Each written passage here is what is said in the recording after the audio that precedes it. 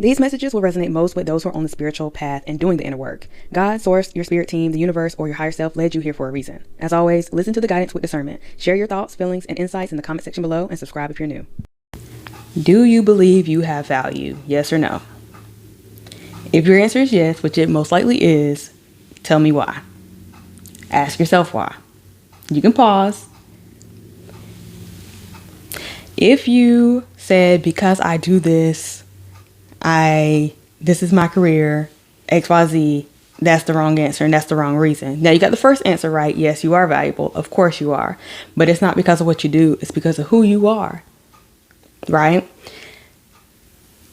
A lot of times we forget our God-given inherent value, and we are assigning value to what we do, what we can provide, our service to other people. And while that is a beautiful thing to be of service and to do things for others, we start to see our value and we start to place our value in other people's hands. And that should never be the case. You almost have to be a little bit, I don't want to say cocky, arrogant. I kind of want to say those words, but not really.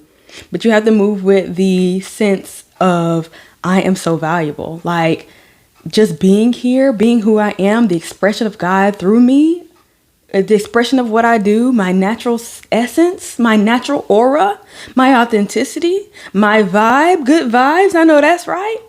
That's where my value comes from. And it can never be taken away from me. And it can never be judged by somebody else. And I should never look beyond me to see, oh, am I valuable? Now, of course, a lot of times this is coming from a lot of different places, right? We get this from jobs. Oh, you're so valuable to this company. Thank you for executing XYZ metrics. Of course, that might be a little bit different because you ain't just going to come up in the jobs talking about I'm all that in a bag of chips and you ain't got nothing to show for it. Now, okay, that's different. We're not talking about that. Okay. There, I feel there's a sense of where this comes from, where we lack value. And even though we know we are valuable, we forget that we're valuable. And that can come from childhood upbringing and this transactional type of love and care, right? So a lot of us have grew up in households where the love was transactional, meaning you only receive love or affection or attention when you are providing something for someone. Now, this could be as simple as you don't get to go here, there, and the third unless you do your chores. It's very simple. Now we equivalent, I can't have fun, or let's not even do it like that. I'm not going to show you any attention or any love. I'm not going to praise you unless you do something that I want you to do. You're not inherently worthy of praise. Just because you're my son, you're my daughter, doesn't mean I naturally love you. You're here to feel something in me. Now, for some of us, it's a little bit deeper, right? It's not just a service-based thing. It looked like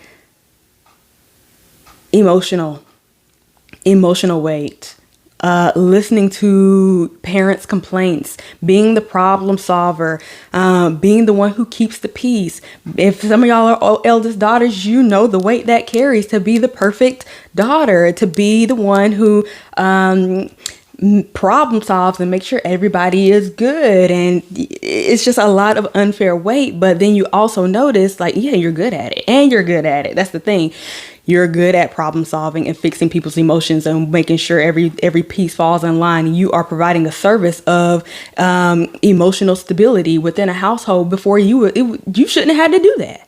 But now in adulthood, you are also overgiving your services. You are also being there, a shoulder to cry on. And you might have friends now that are only reaching out to you or only care about you when you're helping them and when you're giving them advice and when they're saying, oh, woe is me.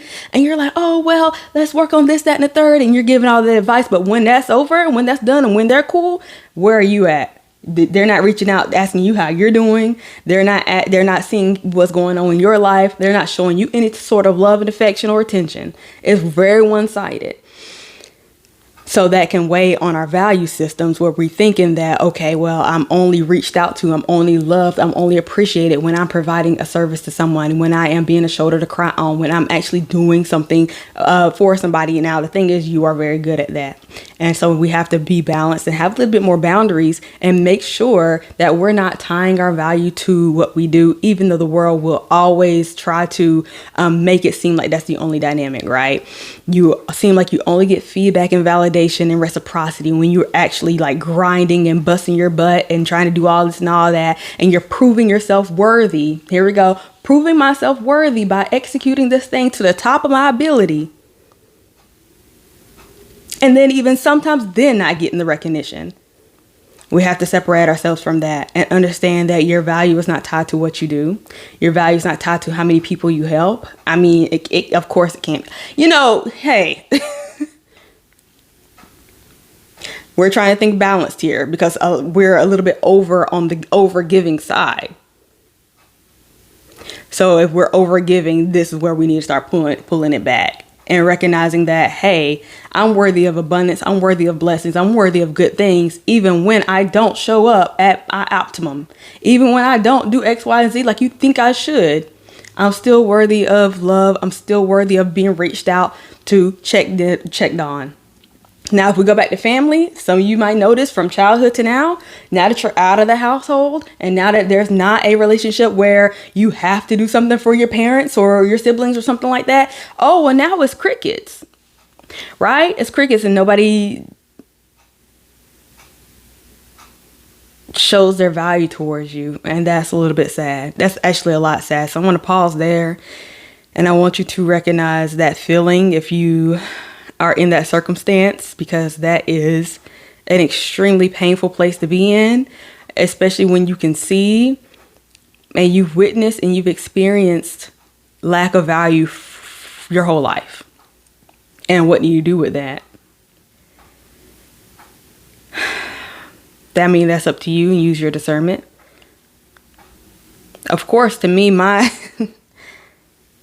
answer is to take note and just be aware of how much you're giving at any certain moment. Notice the dynamics in your future interactions. If people are just reaching out because they want something, learn how to cut it off, reel it back in. If that's how they're going to be. But of course, you don't need to be super closed off because that helps nobody. That is a very tough situation to be in. And I'm just pausing now because that's where I am.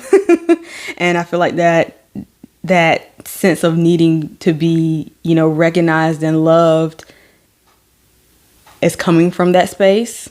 And so how do we work on healing that inner child where there was no pure love, where there was no unconditional love, where there's no love just based off who you are and what your personality and what you bring to the household or bring to the environment, where it was always based off of, did you do this? Did you do that? Oh, I'm making sure you did this and did that. And since we're such high achievers and people pleasers and, wants to be of such good service, we have to figure out that balance and have to almost recognize where, the dynamic is no longer serving you. It probably never served you in the first place. And so I feel like now is how can we find not even fulfillment within ourselves, because I feel like you're pretty fulfilled. But at times when you're looking for validation outside of yourself, on times where you're trying to prove your worth in whatever mechanism that looks like, we have to make sure we're choosing. We want to make sure we're coming from a place of, I am valuable, I am worthy, I am whole. I don't need your validation. I don't need your recognition. I don't need your approval. I am inherently worthy no matter how I show up, no matter how it looks, no matter what you think. No matter if you listen, no matter if you watch, no matter if you buy, if you have some sales going, no matter what, I know my product is the best because I made it. And Yeah, of course, I might need some strategy, but maybe I need to get around people who actually recognize my value. Don't want to forget that. If there's people that you're around that don't recognize your value, there's audiences and target audiences that don't care what you have to provide, then that doesn't mean you're not valuable. That just means you need another target audience. So if your family is one of the people or one of the groups that are not showing you that they care about what you have going on, or they're not, I'm not saying applauding and praising you, but they're the people that should naturally be applauding and praising. If you're recognizing that, they're not finding who you are and what you do to be worthy of their time and their love, then you need to direct your attention to somebody else or something else, or a target audience who actually does appreciate everything you have to give. Because it won't be everybody. And you need to remember that. Just because you're valuable doesn't mean you're valuable to everybody. And that's a hard truth. You're not going to be valuable to everybody. Just like a diamond is valuable to a lot of people. But some people don't care nothing about a diamond. They want an emerald. They want a stone. Right? So what the world deems valuable, there's a lot of people who don't care about it being valuable. But what you deem valuable, there's going to be people who don't care about it at all. And that's okay. But you don't want to fight and say, hey, I'm so valuable. Everybody needs to look at me. And hey, what I have to offer is the best thing ever. And try to win their approval and win their love. That's unhealthy too. Okay. So redirect your attention. If it's not your family, not going to give it to you, maybe you need to choose some different family members. Maybe you need to choose your soul family. Maybe you need to go find some friends who are in the niche that your natural essence is going to be valued and appreciated over there. Right. Okay. You might find that your own values change. Don't know where I'm going with that. I'm going to leave that right there, actually. So I'm going to leave it right there, and I'll see y'all in the next video.